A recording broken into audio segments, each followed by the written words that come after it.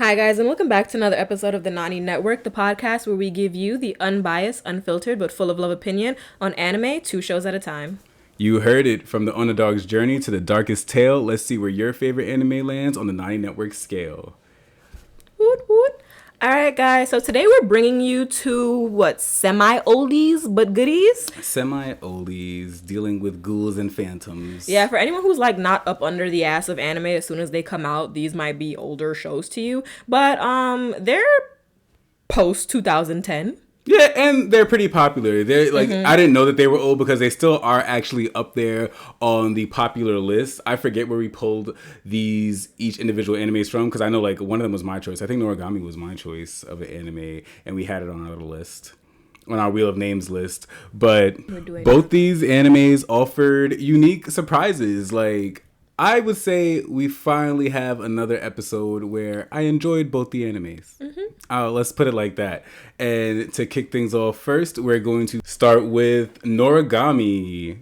This show tells the story of Yato, a minor deity who lacks even a single shrine. In order to get his name out there more, he takes to his own form of mass marketing, essentially writing his phone number and name on sidewalks, buildings, and bathroom stalls, claiming himself to be the #1 delivery god. This leads him to Hiyori, the daughter of a respectable family who was almost killed in a traffic accident. Rescued by Yato, this causes her to become a Hanyo, which is a person who can easily lose her soul. It's this interaction, this meeting that sparks their journey to cure Hiyori and follow the storyline of Yato, I don't know, becoming the greatest superhero that ever lived. I was going to say getting his besties. Yeah.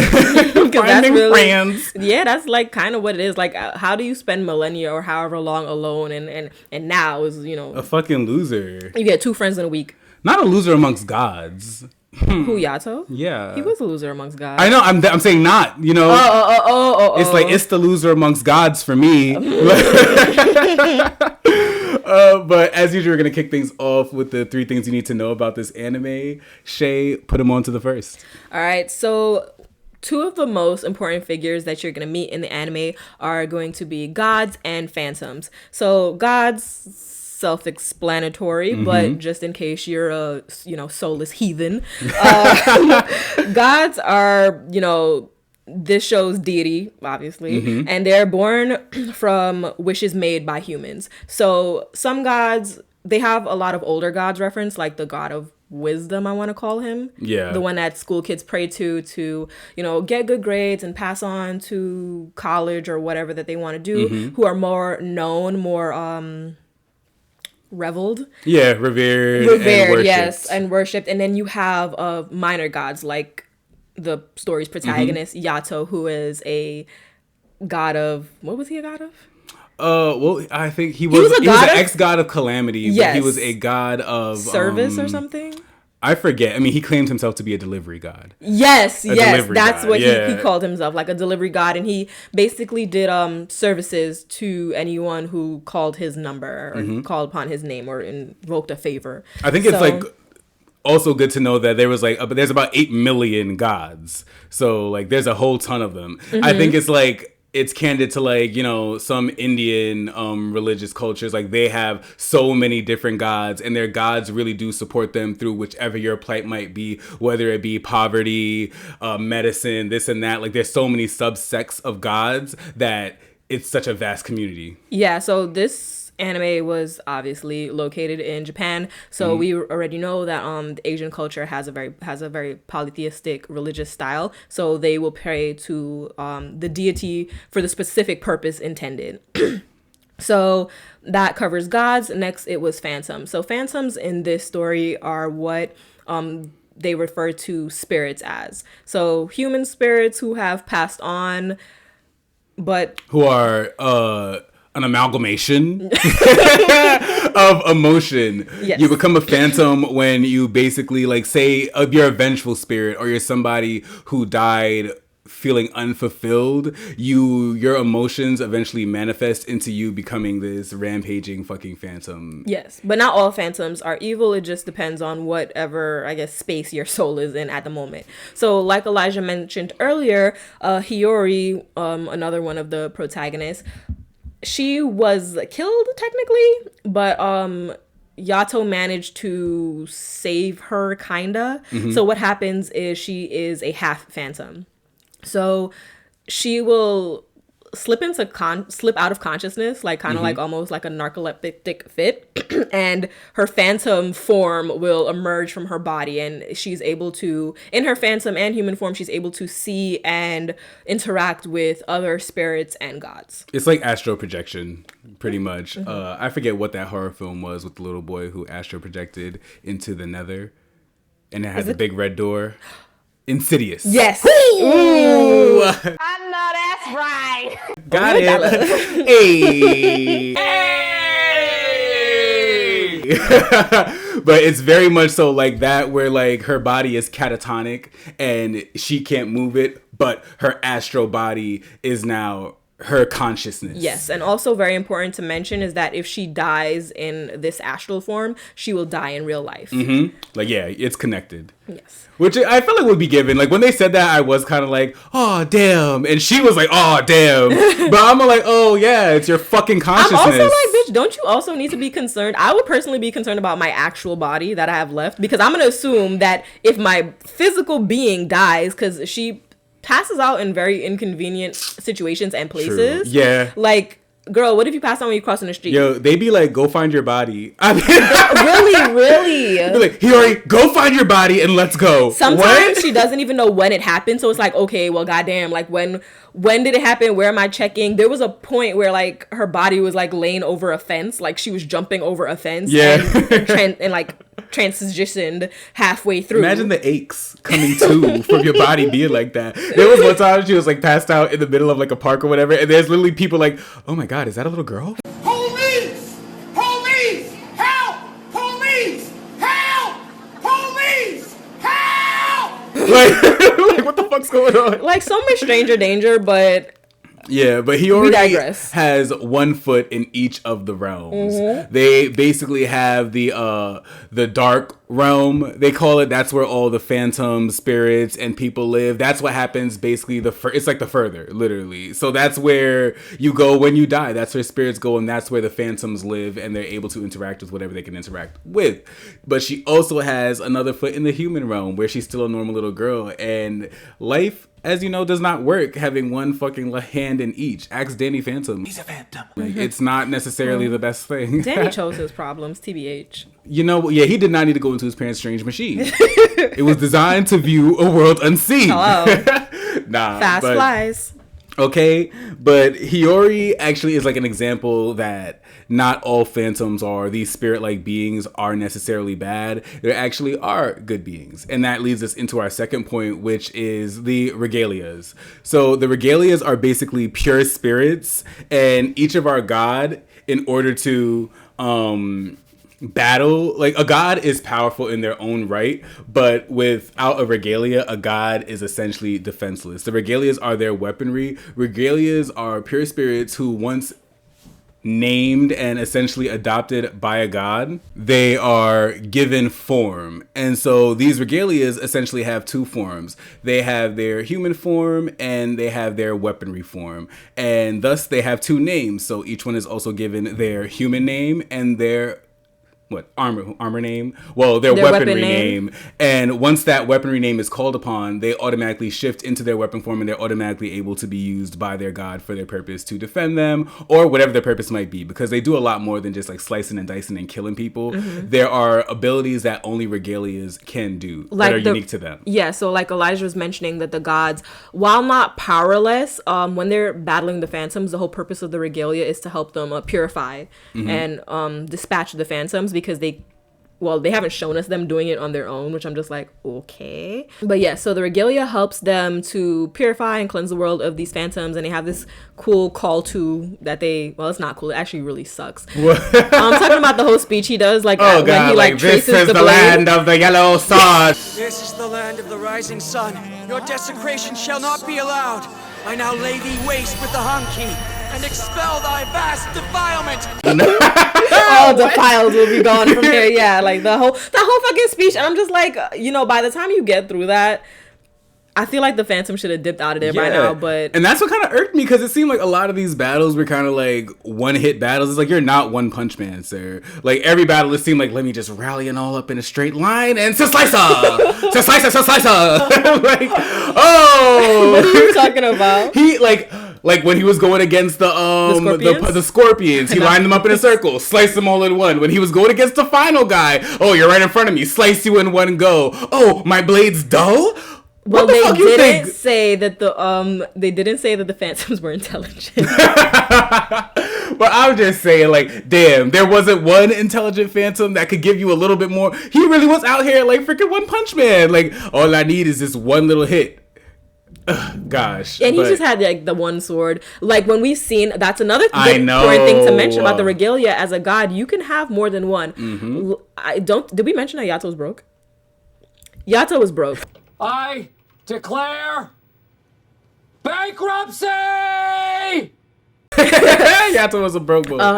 Elijah said, he was a lesser known deity, but the other deities that we've encountered in the show, well, two of them have multiple regalia. Exactly. And it doesn't look like there's a limit, and they also didn't say like what the stipulation is. Like, you can literally just make a pure spirit a regalia. Yeah. But I think it makes sense. I assume like an African husband, you must need to take care of them. So, like, what? No, because like you can. Well, yes, of course you have to take care of them, but they're fucking spirits. So that's what I'm saying. They're essentially servants. Like, they pledge their allegiance and their loyalty to you. Yeah, but what I think it makes more sense is that Yato couldn't take care of more than one. In what way? He could barely take care of one. Well, you know that because that kind of confused me when like subjective. When Seke was complaining about like food and stuff, and I'm all like, hey, you need to eat, nigga. Like, that's if I was Yato, I would have been like, hey, I'm not even eating. That's insensitive. No, it's not. Even the god of poverty, she was all like, they were all like, oh, you can be alive. She was like, actually, you're both dead. Just so you know. She was eating the fuck up. She ate more than anybody else. Talking about her. She can afford it. So we came back to that. It's a money thing. No, but what I'm saying is, you don't need to. You can't be gluttonous. It's like, how about you go back to not having to fucking eat? You know you don't need it. Don't be eating for no reason. I think that once he turned him back into like his human form, he had human needs because like he wanted to bathe and he wasn't allowed to have human needs. That's the whole point of regalia. He wasn't allowed to have, and that brings us to another point on regalia. Human needs. that their emotions are directly linked to their masters, their gods. So when the regalias, they're essentially just supposed to be docile, calming spirits who are here to do just deeds alongside a god. So once you start to experience emotions, it's much like being like a nun. You know, it's like you can't have selfish needs that only service yourself. You know, you have to be otherworldly and just think of everyone else at all time and think of what the ultimate right thing to do. And this, of course, is troubling because a commonality amongst all the regalias is that they all tend to be people who died very young. So you have people, I wouldn't say like there's a regalia over the age of like 27. I would say the goddess of poverty, her regalia looked pretty old. I don't know if they age, but you know, he might have been a strong 27. Bishamon had an old regalia too, the lion. The guy, yeah. Like, you know, there was a couple, but it's a commonality. There was a commonality enough for them to mention it on the show, but I don't think it's strict. Like, the only people who can become regalia are youths. Yeah, I think just like for the god's purpose is because like this is the form that you're probably going to inhabit for the rest of your, well, not probably, it's going to be the form you're going to inhabit for the rest of your life. You'd probably want someone in like their prime. Oh yeah, but I don't think like they're, because it's not their human bodies. I'm just thinking if we have to like, if it has to come down to that, because they didn't really explain why so many of them were younger. Yeah, I'm not gonna comment because I don't know why it would just be young, because I thought it was weird. I didn't really like that it was all young people, because the one guy who had like all the little girls as his made me uncomfortable. I was like, I think that was just for creep purposes. Yeah, and I'm pretty sure he didn't want to smoke a nigga. Like, it successfully creeped me out. One of his regalia was a smoking pipe. Chill, Shay. I wonder what part of her body the mouthpiece was. Like, I don't want to smoke a nigga. But the regalia, is what we just mentioned, but their counterpart, I guess you can say, would be the Nora. So Nora are regalia who have more than one, I was going to say owner, but I don't like the way that sounds. More than one owner. More than one god that they service. They are the whores of regalia. Yes. Whore regalia, if you will. So usually regalias will service one master, and if you want to leave the service of that master, they need to free you and they need to unname you, and then you are free to take another master. I was going to say the whore regalia. But Nora are regalia who have been named by many masters, so basically anyone can call to them. This is dangerous in this community because it's said that they don't have loyalty, which is, yeah, I can see that, right? Imagine I'm fighting and somebody and some person calls my sword away, like I'd be in a pretty shit situation. Because that's immediately what I thought. I was like, yo, we're in the middle of a fucking fight, and it's like, she's mine too. She's mine too. Yeah, that can get that's crazy. That's messed up. So yeah, Nora's really are, and actually the way we only met, I think, one Nora, and the way she's portrayed is kind of like super. Like what a prostitute would be portrayed as. Like she's going up to all her people like, hey, did you forget about me? Don't forget, I'm yours too. It's definitely like, blah, blah, blah. A stigma involved, and the other regalia frown upon them. They don't even want to hear it. They said too much talk of this and it fucks us all up. Yeah. So it's like a really, really, really strong aversion to wanting to be a Nora. So that like creates plight for people who are sworn to a god like Yato, who isn't necessarily the most prominent god and isn't necessarily doing much for them as a regalia. Because we see that although regalias are spirits, when they are brought to life, they still are susceptible to human emotion. And that can become a real fucking issue for them. So that leads us into our last point, which is blight. So blight is basically when a spirit is showing signs of corruption. So like Elijah mentioned, the regalia and their counterparts, the gods or their owners, share sort of like a consciousness. So the gods know what their regalia are thinking, what they're feeling. They know when they're having untoward thoughts, right? There's no privacy. There's no privacy when you become a regalia. So when a regalia becomes corrupted and they start sinning, essentially, they aren't the ones who suffer the immediate consequences. Their gods experience like a stinging sensation that it's like pain. It's literally like pain whenever their regalia misbehaves, and they really need to keep these motherfuckers in line, right? Because they will get hurt and they can die if they. Right, they're infected with a blight. Did you like explicitly say? Well, I was getting to it. Sorry, it's like if they experience too much blight, they can die. So gods can be infected by blight from fighting evil phantoms. If they're injured, they can experience blight that way. Usually, this is something that can be cleansed with holy water. But blight from your regalia is internal, so it can't be cleansed by holy water. You need to either purify your regalia or you need to unname it. Yeah, like you need to disconnect your bond from them completely. I don't know her. Because that shit is fucking them up. And so our guy, Seke, who actually to me was a pretty cool character and made for a lot of the drama of the show. You know, we here for the drama. Hey girl, I just wanted to let you girls know that I'm a real messy bitch. I'm a messy bitch who lives for drama. Because he was one of the regalia who really, really struggled with being reborn again. That's actually one of the first things he said. He's like, yo, I've been dead for so long. Like, I don't understand why I'm still experiencing human emotions so vividly. But he was hurt. Well, mind you, regalias are young, which I already mentioned. But he's like going around, and one thing about gods and regalias and spirits, like people can technically see them, but they just commonly go unnoticed. They're like the nerd in the class who no one really sees, the quiet kid. Like, unless they speak up or speak directly to you, odds are you're gonna walk straight past them in the street. So him coming back to life, he really struggled with other kids his age who were doing things that he thought was cool or interactive, or just anything he was really interested in. He could never really be a real part of it. And he was dealing with a cunt like Yato as his master, who wasn't really like in tune to that. He literally had Hiyori looking at him like, hey, he's a human. Like, you know, I understand he's not a human, but he has human form and emotions. Maybe treat him like it. And he's all like, yeah, shut the fuck up. And goes about his business. I think there was a big disconnect between Yato and Yuki, because we can see that Yuki even though he was dead, that was still like his time period. Like he went to school and he like knew what they were talking about in class, and he remembers like the uniforms and stuff. But Yato's been alive for like millennia.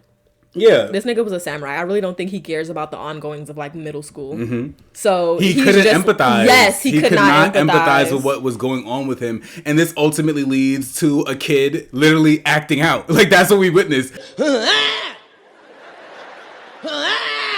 We witnessed Yato's child acting out. So he started committing all these fucking sins against Yato, basically, because every sin that he committed, Yato paid for it. And this ultimately leads to him having almost becoming a fucking phantom. With each, I don't know, sin, it led to an increase in the blight within Yato, which was poisoning and killing him. But it also gave a new eyeball on this motherfucker's back. That's what they look like. Pus-filled warts that look like eyeballs. It was disgusting. It was phantoms that were like possessing and taking over his body. A new phantom body. basically would inhabit his body for each of the sins that he would commit. You know what they say? Spare the rod, spoil the child. Yato needed to beat that ass. Yo, because he's just like, here this kid goes again with his untoward thoughts. And every time he fucked up, it would have been one dash of the emblem to disname him. I would have been like, you know what? Here goes this one for the pinyin. I believe that's what it's called. The characters. That's like I would have put one dash for the fucking character after each fuck up he did. I would have been like, you know what? And there's no going back because you got about 6 chances with the way this shit's spelled. Like, you know, so. So I'm not doing it with you. He was out of control. And ultimately that almost led to both of their fucking deaths. Like, you know, Yato's literal death and this dude's death to becoming a fucking phantom, which is corruption. An emotional being who has no control. It's like a wham-wham. A crazy and he would have, you're right. You could say his death because he probably most likely would have been killed by another god. Mm-hmm. Once his name was, like each regalia is branded with their name on some part of their body. And once his name was overtaken by the phantom spirit, or whatever the case may be, and was completely invisible, that's when we would have lost him forever. But of course, you know, we had to get them back. Yeah, right at the nick of fucking time, because that shit was becoming translucent. With the power of friendship and a good old speech. Hello. Friendship played an important role in vanquishing our foe. Yeah, talk no jutsu. And for us, ultimately, this is where the anime kind of ended. They did have like the last few episodes be about another battle between our main Yato and another god of calamity. But it wasn't really essential. We did get a lot of essential information. So as far as the 3 things that you need to know about this main plot line, I think we definitely did hit the nail on the head. And it was pretty good. So next we're going to move on to character you fuck with. Oh my goodness. Who's going to go first? Not it. I was literally about to say I could go first, bitch. Good. So for me, the character that I fuck with is actually one of the heavy side characters. Like we don't see him too much. So that would actually be Daikoku. So he is Kofuku's regalia. So Kofuku is the goddess of poverty, and Daikoku is again her regalia, but he's also like I would say like her caregiver and her protector. Like he 360 takes care of this bitch and stops her from doing dumb shit. But what I like about Daikoku is that he has sense. So when Hiyori brought Yato to their house, because Yato had told her earlier, oh, if I'm ever in trouble, take me to Kofuku and Daikoku. So she brought him there when he essentially has like phantom aids. And Daikoku nipped that shit in the bud. He did his little line thing and he told him like, you cannot enter here. He put a whole fucking barrier. He put a barrier in front of her. And then she had the like she didn't know, like, oh God, like why are you doing this? And I'm like, why is he doing this? She put her face up against the barrier, like why? Up against the glass, like why won't you let me in here? As my skin is purpling from the blight that is spreading, and he's just what? Like, sis, you're infected with blight because Yato infected you with blight. What movie was that? Was that World War Z, where like the woman was like bleeding from her eyes, and she was all like, why can't I go with my Probably, baby? No, and it's most likely. Like, no.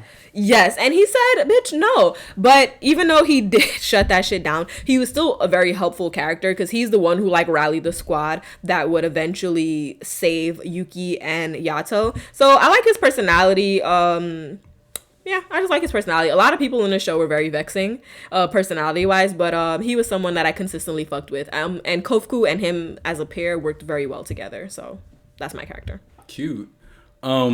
For me, I definitely fucked with Yuki aka Seke. I call him Seke because I like that.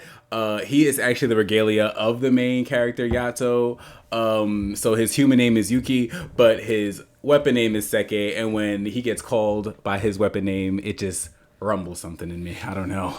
But I thoroughly enjoyed him. There's very few anime characters who I identify with from my youth, and I feel like me, when I was like his age, probably would identify with him a lot more. And from my older perspective, I definitely see a lot of my old self in him. He was very, very upset and angry, but he also had reason to be. You know, like all kids say this one, Mama, I ain't asked to be here, okay? I ain't asked to be here, so the least you can do is not have me sleeping in the fucking alleyway, all right? He was relatable. You know, he was super relatable because it's like, I'm acting out because of this. I feel unheard, and I'm now going to take my anger out elsewhere and do other things to make sure that I'm heard in this way. Because we later found out, because at first I thought he didn't think that the things he was doing to the sins that he was committing and the fucked up things he was doing, I didn't think he was aware of what it was doing to his master. But he later on admits that he did know and he didn't care. And that was his way of letting him know, getting back at this motherfucker. Like, you know, you're an asshole. You don't take care of me and you need to get it. So I really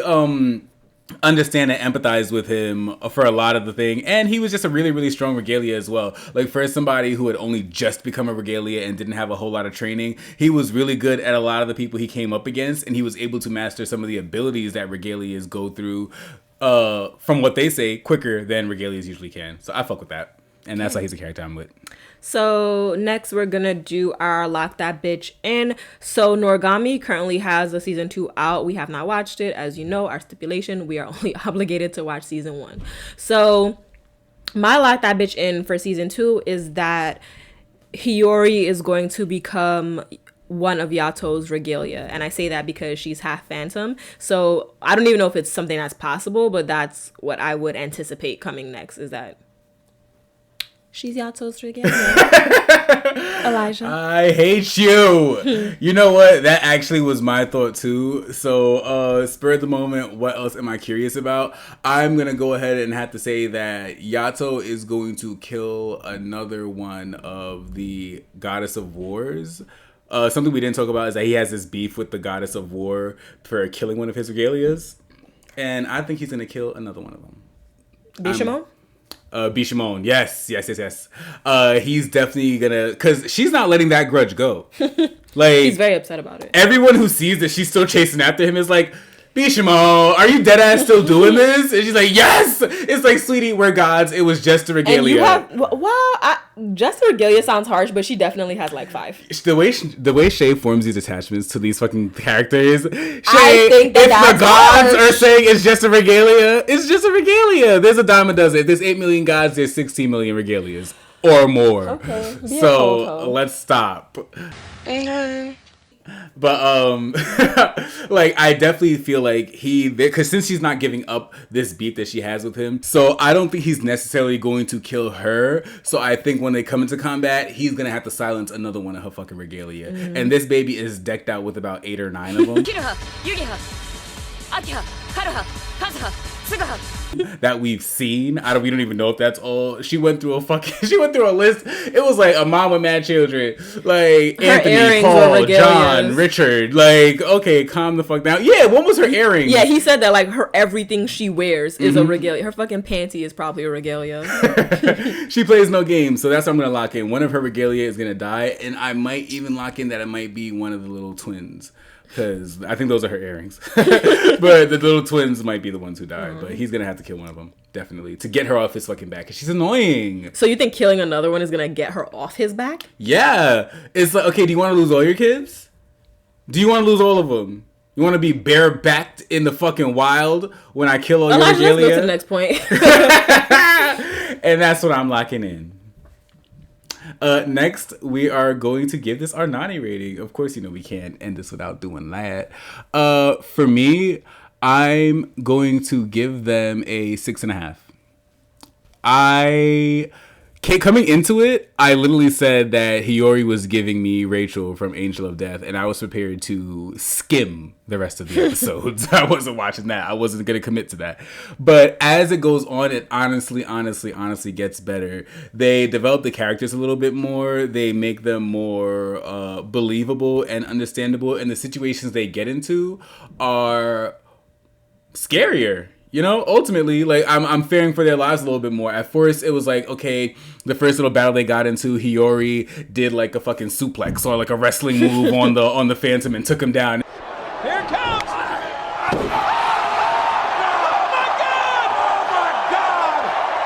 It's like, oh, LOL, like, that's corny. But then later on, it's like, yo, stop fighting these phantoms because your tail isn't a fucking tail. It's your lifeline. And if that gets nicked, which it had almost just did, you will die. And, you know, they just started adding all these layers to the show that made it much, much, much more palatable. I don't like Yato as a protagonist that much, but I absolutely don't hate him. I won't say I hate him, but I definitely don't like him that much. But he's palatable. And the people that he's paired with, it's kind of like a Promised Neverland where each of the kids balance each other out. It's all like Emma saying this dumb shit, so Ray comes in and corrects her. It's like, like, I can fuck with it. When Yato gets a little bit too dumb, Sheke is all like, yo, you're really a dumbass. And here he's like, yo, calm down. You don't got to be that mad, baby. And so, you know, I can fuck with it in that way. So that's why I think, like, that's a fair rating. And hopefully, you know, shows typically get better in their season 2. So we'll see. There's always room for growth. I agree. Going into Noragami, I fully didn't anticipate to enjoy it as much as I did. I thought that it was gonna be one of those ha ha ha ha animes that are like super jovial and like have really, I don't know, pathetic tropes. But around like episode 5, 6, like the anime did literally pretty early on too. They started to incorporate some darker themes, which I am here for. I love. Like again with Yuki experiencing these negative thoughts. Like it wasn't just like, I thought that they were gonna keep it like super light and like, oh, he's experiencing jealousy because, you know, he lost his life and he's seeing like other people, in his opinion, like squander their life, and he got really jealous of those kids. I'm like, oh, they're gonna say like it's his jealousy or, you know, his envy or whatever. Like, no, he was gonna molest this bitch in her sleep, and he's here stealing like disaster relief funds. Like he was a bad man. He was becoming a bad person. So the fact that they were exploring these darker themes, and then when they showed like Yato's darker side, like Elijah said, Yato was a dickhead. Like not a dickhead. He was a idiot boy. Idiot. Yes, he was an idiot. But there was a few times where they like flashed him, and he had like crazy eyes, and I fully thought that he was gonna kill Yuki because they were like, you know, referencing like his past, and like, well, you know, he's killed a regalia before. He's a more palatable Meliodas from Seven Deadly Sins. You know what? I think that's a good point. Without the sexual shit, but he's like, you know, very jovial, very nice, very goofy. He's a little perverted, but not too much. Because I remember that. Shay told me about the flash in his eyes before I actually saw it, and then I saw it, and I'm like, okay, yeah, he does look a little badass here. Yeah. Like, don't fuck with this because man. That's what I love to see. Like, how far are we about to push this pro tag? Like, how dark are we going to make them? How relatable are we gonna make them? I don't like the people who are just good for goodness sakes. Like, no, he did bad things in his past. He can always relapse, and we saw a few times where he almost did relapse. Right? He wanted that Nora. He wanted to use, you know, his little whore blade, but he fought it for whatever reason. But I honestly thought that he was going to kill Yuki, and I would not have been mad if he did. Right. I thought that it would have just amped up the plot more. So I'm going to give Noragami, I'm also going to give it a 6.5. Oh, nice. Yeah, because it was, again, like watching it in the beginning, like they were Lolo. And you can't forget about that. And then also how they ended it. We didn't even feel like we had to talk about it because how they ended it to me wasn't cute. So that actually docked points for me because I felt like the ending was rushed. If that's something that they could have, I would have preferred it if they would have set it up and then maybe finished like a boss fight in the second season. But to have like 3 episodes, you introduce like a god of calamity, right? After we just had him, you know, his fucking regalia almost killed him. I feel like it was kind of rushed to have like this big battle, and then he didn't have no power. He didn't have any power ups. He didn't have no new forms. It was just, you know, the power of friendship that saved the day, which is so overdone. He said, "I know you can do it." Okay. Yeah. So That's the only reason, honestly, probably why they well, not the only reason, but that was the main reason why they docked some points. But this anime again was better than I thought it would be, but it also had surprising potential to be a lot better, honestly. So if I could just say last point because I forgot to mention it, theme song A1. It was pretty good. It was A1. pretty good, yeah. A1. Which was also surprising. Mm-hmm. So I'm like, surprising. Okay, y'all had a cute budget for this. Like when I was a little pressed for time, I had to skip it, but like I actually did let it play out each and every time because it was actually pretty lit. So yeah. Okay. All right, so we're gonna roll into our second show, which is going to be Mob Psycho. So for Mob Psycho, we follow protagonist Shigeo Kageyama, who's a middle schooler nicknamed Mob, living in Seasoning City. Ever since he was young, he has had astounding psychic powers. However, this Esper power is unable to grant him the one thing he wishes for the most. To be friends with the girl he likes in his class. Oh my god. As usual, we're going to kick things off with the 3 things you need to know.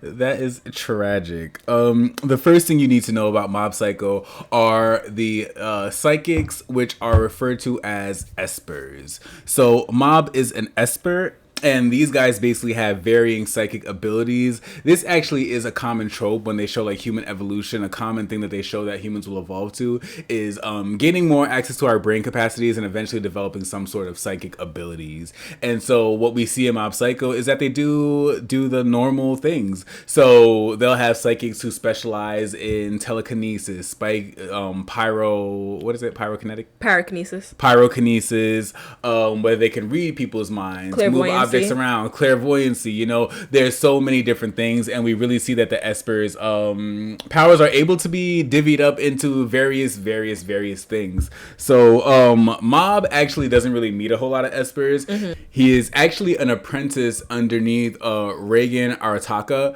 who is, it should be noted, is not officially a fucking episode. What do you mean officially? Unofficially? I think it's nothing. You know what? Because there were several points where I actually had to contact Shay and be like, wait, is he an Esper? Because he plays it so well, and they highlight him as a character who has all these different special moves, but all his special moves actually do nothing when it comes to disparaging piss spirits and shit. I've got this! Salt Flash! This is one of Reagan's special attacks, where he violently throws table salt everywhere.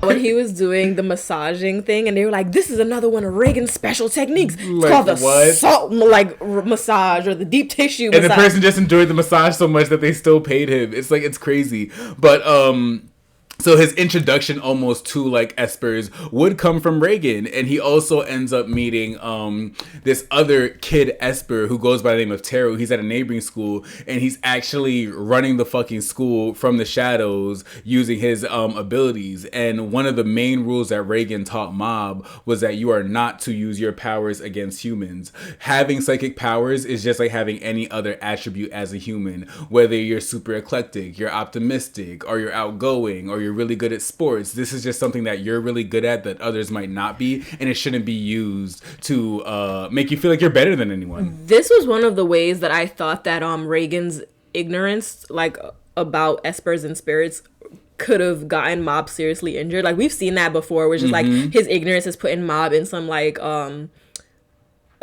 detrimental situations. We're gonna die, yo. But again, Mob is one of those characters who's kind of introduced on 100. Like he's like very powerful from thank the stars because I grew very concerned for him, you know, being in the apprenticeship of this dickhead essentially, right? On top of the fact that Mob is a middle schooler. So it's so impressionable. Oh my god, he's like 12. So this is one of the ways that I feel like, again, Reagan's ignorance could have really got him fucked up, because it's like I would have understood, which I originally thought that he meant was like, okay, don't use your powers against regular humans. Yeah. But you're fighting another Esper. Mm-hmm. You're fighting someone who's on the same wavelength or the same level as you. Like, you guys can have a fear. That's like saying, oh, one human can't fight another regular human. Like, well, right. No, you can, right? Like don't go punching babies, but like you can do that. So the fact that he was fully prepared to just let this kid wail on him because his master said don't fight other humans. Like, Reagan's such a dickhead, he probably doesn't even know that other Kid Espers exist. Exactly. And this eventually becomes like the fucking detriment to Mob, because an Esper's powers are directly linked to their emotions. So once he starts meeting more Espers and more people with these psychic abilities, it's all like, okay, well, I don't want to fight. There's literally a point where he's like crying because he's like, I don't want to fight you, but you're fucking attacking me like crazy. So I feel like the clarification would have been so much better to say like, hey, you know what? Do not use your powers against regular humans unless you are in imminent danger. Just put that little asterisk next to it and let him know that. And so the fact that these emotions are linked directly to his powers, I think really just segues us directly into our next point. Yeah, so this show's namesake is Mob Psycho 100, and it's a wink, I guess, to Mob's power. So during the series, Mob repeatedly reaches 100%. So how it will start off is that we'll see a countdown. Like, whenever Mob begins to undertake stress, we'll see like a countdown. So it'll be like 13% to what is it, explosion? Yeah, 13% to explosion, 15% to explosion. Like, every time he's in a stressful situation. So Mob's character profile, he's basically Kourtney Kardashian. He's very monotone. He is so monotone. I am literally so upset right now. Like, even his wants and aspirations, like, I really want to be popular. He goes about it in a very blasé. Like, he's very blasé about things. It doesn't, like, things, he doesn't take things on typically. Things don't really stress him out. So whenever you do see like the little background that it switches to, where it's like, you know, oh, he just went up another 2%. He doesn't show it outwardly, and it's like, you also don't know, because situations that you think would be stressful don't stress him out. Initially he does. Eventually, like, as the situations get more stressful, you'll see like his eyes will widen. But I'm talking about like when his mom bellyache, because that was irritating me. Like, when his mom bellyache, like, oh, Mom, you twisted another spoon. Your kid's a fucking gifted psychic, and you're worried about him bending spoons that he later unbends. Right, just switch to cheap spoons. Or when he got kidnapped, and he was just like, okay. Like, but so those aren't things that typically stresses him out. So when he reaches into a situation that he is stressed, the accumulation of that stress and those suppressed emotions makes him lose control of his powers, and he becomes very dangerous. And I think that's another reason why he proactively suppresses it, is because he had a blackout when he was a kid where he woke up and, you know, people were hurt. Niggas were gone. People were hurt. Like, and I think that's what's so cool about the Mob 100 aspect of it, because it's varying emotions. Like, it's not necessarily just like one anger, stressful situation. It's anger. It's resentment. It's, at one point, it was something positive. I forget what's positive emotion, but he was feeling so much like positivity. I think it was around the time when he gave Reagan his powers, and it was like Mob 100. He didn't want to hurt anybody. He didn't want to hurt anybody. It's like, once he reaches 100 of any sort of emotion, and we all know humans experience a wide range of emotions, but once you force him to reach his cap for whatever emotion, he goes into all these different types of states. And that's what's really cool. When it was anger, he was fucking crazy. When it was like happy, you really saw it. You see it because he adopts this new persona, and his body physically changes to represent whatever that looks like. And it's very cool. That suppression, and like, it's just like, it compresses. And when he just unleashes it, it's very aesthetically pleasing as well. When he threw that dude around the fucking around the hallway like a freaking ping pong ball. That, are you talking about when he fucked up the school? Not the school. They were invading that one place, and then the one guy was like, you know what, I'm about to go get my rebadge. And he was like, you know what, I don't have time to hold back on him. I really like that. Bing, bing, bing, bing, bing, he bing, was bing, even at 100 bing, there. bing, bing, bing. He was at 20. He beat that boy's ass. And that it was a grown so man. bad. That was like a... Yes, that was an adult Esper, and Mob took him out fairly. You know what? Easily. I like that you brought that up, because I think his exact words was like, he said like, I don't have time for this, and Teru, who he's with, thought he meant like he doesn't have time for the fight. He said, no, I don't have time to hold back. Right. Oh my god. Because I'm that girl. And because Who are you? Who are we? We are that bitch. Stop playing. But the last and final point for Mob Psycho would have to be the evil organization. Doofenshmirtz Evil Incorporated. This organization goes by the name of Claw, and throughout the entire season, we kind of catch glimpses that there are some things going on underground that we don't know about. So this organization goes by the name of Claw, and they're actually kidnapping all children who show potential to have latent psychic abilities or even minute psychic abilities, because they've traced that in order to spark it or to give you a more proficient amount of psychic abilities or even awaken them in general, your body has to undergo some sort of stress, i.e. Mobs 100. So they are kidnapping kids, and one of the kids who it turns out to be kidnapped is Mob's little brother Ritsu, and Ritsu has been going on his own little personal journey of self-discovery to figure out how, if he has powers like his big brother. And they accidentally kidnapped Ritsu. They meant to kidnap Mob, but... And to be honest, they didn't quite want to kidnap Ritsu. I wouldn't want Shigeo or Ritsu in my midst. Why? Because it seems like their bloodline is like... produces prominent psychic fucking motherfuckers. Those girls? They produce that bitch. Like, cause you know, like all the other ones were like, I can light a fire on my thumb. Shigeo and We can Ritsu are here manipulate those motherfuckers, beating people to a pulp with their minds. And so this group Claw is kidnapping kids and essentially forcefully awakening their psychic abilities through trauma, torture, because they show like this bloody fucking chamber, and I'm like, wow, that's crazy, because you know they really, really, truly operate with children. So it's like, wow, they're torturing kids, and that's why this place looks in this state. And it was really kind of cringeworthy to me, because I don't like kids being fucked up, because once you fuck up a kid, you fuck them up for life, and I don't like that. But the setup of this organization is like, once they kidnap all these kids, there's only a certain percentage of kids who actually do exhibit the gene and are able to prohibit psychic abilities. So the people who do not get psychic abilities are not sent home. They actually become like grunts, like fucking Team Rocket for these guys, where they carry out all the lackey duties and the duties that the espers naturally don't want to carry out. The espers are regarded as more of elite in that situation, and the grunts, the regular humans, are not. That's essentially the purpose of this organization. They want to take over the world. They want to prove that the espers and the X gene is the prominent gene, and we are going to take over the world next. Yeah, so a lot of the grunt workers choose to stay on board even knowing this information, because to them it's just like, you know what, I'd rather be a slave than cattle. Yo, you know, be ahead of the game. Yeah. Like, if they're going to slaughter everybody else but keep us alive to just do their grunt work, I will stay alive so that I'm not slaughtered. Or I'm not cattle, as Shay put it. Literally. And it's absolutely crazy.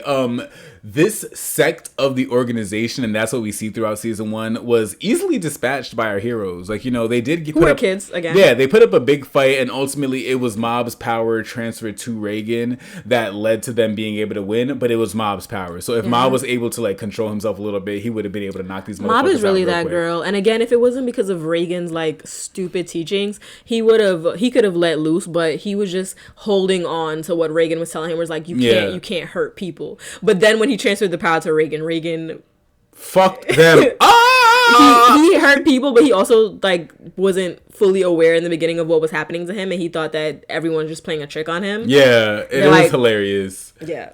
But this organization's purpose, we don't know yet. We only know that sect is the people who believe that espers are the next generational leap. They're what's coming for the world. And we met somebody from their HQ, but we haven't really found out what the overall purpose or what the inner workings, like what the fuck is going on? What are they gonna do? You guys are kidnapping kids, okay, but how long have you been doing this? And do you have some full grown espers whose abilities you've awakened are badass? The one kid that we did see from them was pretty beast. He was able to counteract the main villain's abilities just as easily as Mob was. So it leaves a lot to be told. What are you waiting for, huh? What are you waiting for? Yeah, and what we will say, so we've only watched up to the end of season 1, so we haven't really even seen the big bad. So this was just like the immediate underlings. But the big bad, it looks like they might introduce in the next season, because the kid that Elijah mentioned, I think that the biggest bad is like his dad or something, because that's what he called him like on the phone. So who knows what that shady motherfucker is up to if he's kidnapping kids in season 1. Right, exactly. So I don't know if we are going to commit to watching season 2, but I definitely am, and so we are not going to do a lock that bitch in because season 3 is steadily on the way. So we don't want to lock that bitch in for season 2. We will more than likely do a short for season 2 and lock our predictions in for season 3, just because these animes were pretty old already to begin with. So we don't want to waste y'all time. So we're gonna skip right on over to character you fuck with. Okay, so I can start. So my character that I fuck with for Mob Psycho is Musashi Goda. So he's actually the president of the Body Improvement Club. So like we mentioned in the beginning, Mob is trying to catch the eye of a special lady. And word on the street is she likes buff niggas, right? Where the hood niggas at? Where's the hood niggas at? Like she likes them, strong and dumb. So oh my gosh. So Mob, despite having awesome psychic abilities and whatever else it is that he can do, he wants to get that body right because he wants to impress little mama. So his solution to that was to join the Body Improvement Club. So what I like about Musashi is that he's a very likable character because when he's introduced, another club, like a very loser club, was about to get their room taken away because they essentially don't serve a purpose and they lost the required amount of members needed to keep their space. So he, was just like, you guys can still hang out here. We really just needed the room to store our equipment. So he was nice so he's essentially a jock, but he was nice to like a bunch of dweebs when he really didn't have to be. Like he could have told them to get the stuff in. I actually like that part too a lot. Yeah. And then we saw that like Mob doesn't even look like he has potential to be like the kind of bulky that these guys are, but Musashi and the rest of the Body Improvement Club still accepted him with open arms. Like they were still like, they're very, no, not for nothing, they're very big brother encouraging, because they did that to Mob and they also did that to the other delinquent, where they're just like, no, come run with us, come on, we're gonna like and like, you know what, I'm gonna say, like, if I could chime in real quick, I think like that is so accurate to what my gym experience has been. I don't want to speak for females. Odds are they really do just want to look at your ass, but for guys, if you're afraid to go to the gym, like, gym heads really are supportive. Like if you express to them that, yo, like, I really just want to look better, but I'm afraid to try, and I've always been this, they will take you under their wing and support that squat rack with you. Like, girl, they are loving. You want my phone number? I will text you for like check-ins. Like, yo, hey, they will send you workout videos, their routine, bro, how to you meal prep. You did your squats today, bro? Yo, like, they're super supportive, and that is exactly what that fucking fitness club was. Yes, there was also a scene where he saved Mob, so Mob got kidnapped because the gangsters did this elaborate scheme to have the Body Improvement Club fight their enemies for them. So they kidnapped Mob because he's the frailest on the team, and they squatted up and went to get him. Squad. Again, something that they did not have to do, because one, this kid just joined your team, and two, he's not like, you just did not have to do it, but they fully were just like, hey, Mob, you okay? We came to get you. And it was such a cute scene. So for side characters, I really like what they add to the plot. They add like that, like, feel good feeling and a little bit of humor as well, because it's just really funny seeing these big buff guys interact with everybody else in their school. So that's my characters that I fuck with. No, that's super dope. Those guys were like strong heavy on mine as well, because whenever they're in there, like, I just enjoy them entirely. For my character you fuck with, I'm definitely gonna go with Dimple. Dimple just did it for me. I don't know. He's like this little blurb.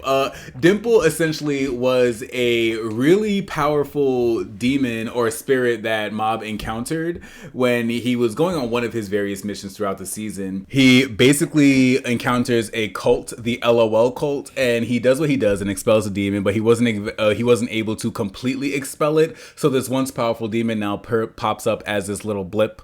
This little green blip with two like red cheeks, and he is just so funny because ultimately this dude is about his self-preservation. He is trying to stay alive by any means necessary. He not only convinces Mob to keep him alive, not that Mob was like, you know what, I think I might have to ask my master if I should kill you or not, okay? And like, his master, who can't even see fucking spirits, is like, you know what, he's so weak I can't see him, so you know what, keep him alive. Yeah. And this is the way this guy becomes basically a main character of the fucking plot. he is in all the shit, and he is a comedic relief. He's very funny, and he actually can hold his own, and he becomes a pivotal member of the crew. Like when Ritsu is trying to awaken his powers, the only reason he's able to believe in himself that he has powers is because Dimple is there and like, yo, if you can see me, that means you have psychic abilities, okay? And blah, blah, blah. He pushes the plot forward while also adding that comedic relief, because if you look at it, you take away all the comedic aspects of this show, and it's really just a almost mentally troubled kid struggling with having powers that are kind of fucking him up more than it's helping him. So Dimple is really dope of a character, and I enjoy the fuck out of him. I also like Dimple's like character development, I guess you can call it, because essentially after he turns into that blip, his initial purpose was to possess Mob and take over his body and become a god again. But then you see like he slowly forms that bond with Mob, and he's just like, hey, you want me to show you how to use X-ray vision and look at some panties, and like he like starts to take on like Mob's concerns and problems and like be like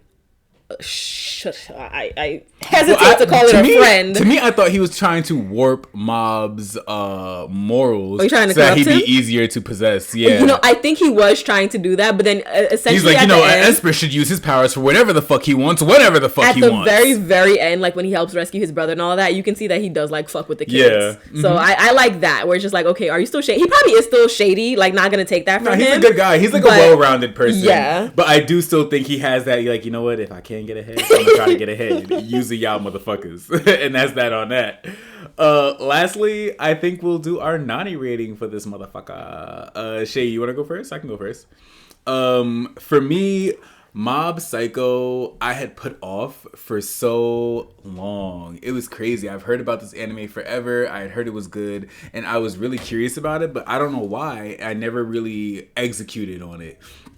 And coming into it now, it was everything I honestly could have asked for. I was completely surprised by it all. Mob is a really cool protagonist. His setup, the way he sets himself up for growth, I enjoy that. You know, joining the fitness club, like still fucking with his old friends, not completely shitting on his little brother for being jealous of him. Like Mob has the people that he cares about in his life, and ultimately he is always going to fucking protect them. And that is what we see every time he goes 100, every time he loses his shit. It's always for a legitimate reason, and I enjoy that. I enjoy Reagan. I enjoy the fact that Reagan is really like, you know, although he's convoluted, he really does help Mob. Like the things that he does tell him actually are some quality advice. It's just coming from a lying perspective.